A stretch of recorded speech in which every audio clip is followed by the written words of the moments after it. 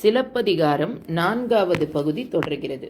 இருவரையும் தனியாக ஒரு மாளிகையில் வாழ்ந்து வரச் செய்தாள்.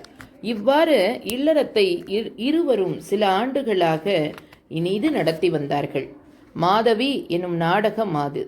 தாது அவிழும் மலர்களையும் குழன்ற சுரண்ட குழலினையும் மாந்தளிர் போன்ற மேனியையும் உடையவளாய் ஆடல் பாடல் அழகெனும் மூன்றில் ஒன்றும் குறைபடாமல் வீர அழகில் அணிந்த சோழனது சபையில் தனது ஆடலையும் பாடலையும் அரங்கேற்றினாள்.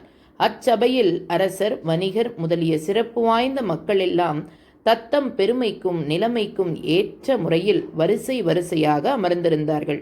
கோவலனும் அங்குற்ற தன் குலத்திற்கும் செல்வத்திற்கும் ஏற்ற இடத்தில் இனித அமர்ந்தான். அங்கு இருவகை கூத்தின் இயலமைந்த ஆடலாசிரியனும் யாழும் குழலும் தாளமும் பாடலும் வல்லவனுமாகிய இசையாசிரியனும் தமிழ் முழிந்தறிந்த தன்மையானேயாகிய நல்மொழிகளால் நாடக நூல் செய்ய வல்ல கவி புலவனும் குழலாசிரியனும் யாழாசிரியனும் விளங்கி தோன்றினார்கள். அவ்வரங்கத்தில் பூங்கொம்பு போன்ற மாதவி மின்னொளி போல தோன்றி வலது காலை முன்னே வைத்து நாட்டில் நன்மை பெருகவும் தீமை அகலவும் வேண்டி தெய்வ பாடல் பாடிய பொழுது குழலின் வழியே யாழ் நின்றது, யாழின் வழியே மத்தளம் நின்றது.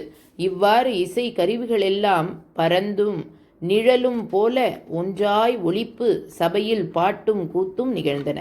அரங்கேற்று விழா முடிந்தவுடன் அரசன் மாதவியின் பாட்டிற்கும் கூத்திற்கும் ஏற்ற முறையில் 1000 தென்கழஞ் பொன்னும் பச்சை மாலையும் பரிசாக கொடுத்தான். அப்பச்சை மாலையை மாதவி தன் தோழி கையில் கொடுத்து, மாற்றுழைந்த பசும் பொன்னை விலையாக பெற்றதற்கரியது இம்மாலை. இதற்குரிய பொன்னை தந்து வாங்குவோன் என் காதலனாக அமைவான் என்று சொன்னாள். தோழியும் மாதவியின் மணமாலையை கொண்டு வீதியில் சென்றாள்.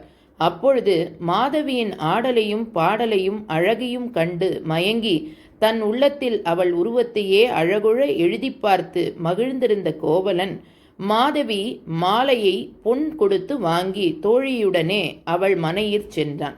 மாதவியை மணந்தான். அவள் மையலிலே தாழ்ந்தான். மாசிலா கற்புடைய தன் மனையாளையும் மாளிகையும் மறந்தான். மாதவி மனையில் மல்லிகை முல்லை முதலிய மலர்கள் மனமகிழ்ந்தன. மாலை பொழுதில் மந்த மாருதம் மெல்ல வீசின. கதிரவன் மறைந்து குளிர்ந்த கலைகளையுடைய சந்திரன் விண்ணிலே விளங்க தோன்றியது. தண்ணீர் நிறைந்த தடாகங்களின் அழகிற் மலர்ந்து நின்ற தாமரை மலர்கள் தன் கதிர் செல்வனை கைகூப்பித் தொழுவன போல் இதழ் குவிந்து இலங்கின. அங்கு